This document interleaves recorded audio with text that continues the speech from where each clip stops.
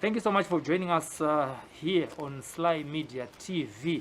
We always encourage you to continue to subscribe, to continue to follow our page. We are now at 202,000 and we want to reach 1 million followers, so that whenever you like our page, you receive a notification to tell you that there is a program that you must watch and never miss it. So you can only miss it if you don't subscribe, or if you don't follow our page, or if you don't like our page. A happy new year to all of you. It is my pleasure to be with you today in this program. We are going to be talking to a famous man, a celebrity in his own right, and in the way I want to introduce him.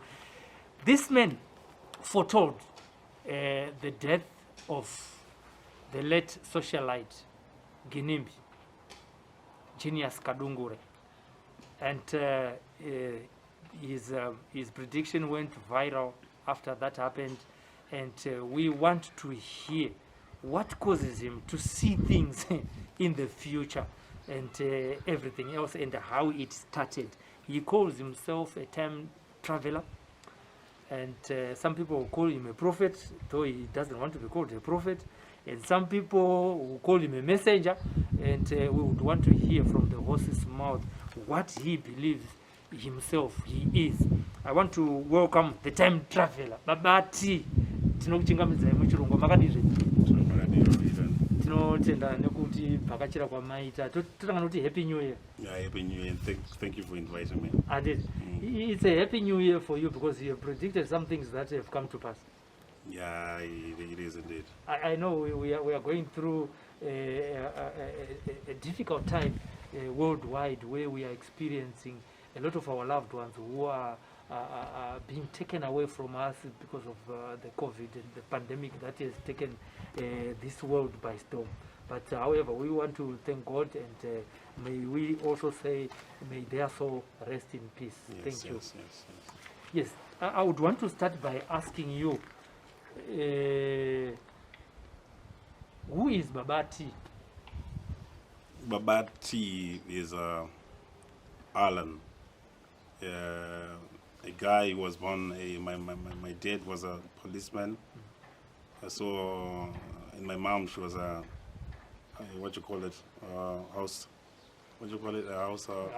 housewife. Yeah. Yes.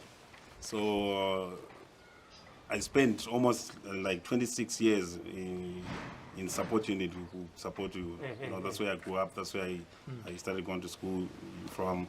I mean, ever since I was young, I started seeing things. You know, you start feeling some feelings. There's something here. You know, something that is evil, something that is good. You know, I started feeling like angels, and you know, as well as demons around. You know, and it really didn't seem so normal to me.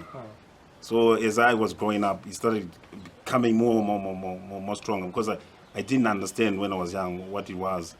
But it's growing up, so I started learning more about the gift that I had, because I could see things as in dreams, showing me the time and the place, and it became a norm to me. And you know, I started telling my mom and my dad. They didn't understand it in the first place, but they came to understand me, the type of a person I am. At what age did they start to understand you? I think just a couple of years ago. Just a couple of years ago. Before then, I go to no pain. You know, sometimes they actually took me. I remember going to Parinyatwa, because I was actually doing drugs. You know, these things were so much. You know, I could see so much and hear voices. You understand, and see things that people you couldn't see. So sometimes I got on the one next, and I was there for like. I had gone for like 6 months, six weeks, yeah. But I mean, I wasn't getting any medication. That's where I met people that you never see in the street, and I respect those people until now. Yeah. Tell us the experience, Yebu Annex. What were they trying to do to you? You know, they actually thought people, they actually thought maybe I was going crazy. Because I mean, like, it's like someone who I don't paying, you understand? people might see that person as are crazy, but people, they don't understand there's so many dimensions in life, you understand. There's this realm that we are in, and there's so many other realms. So if you're in a different realm, but yet being on this realm, you understand, people wouldn't even understand because they're not spiritual, you understand.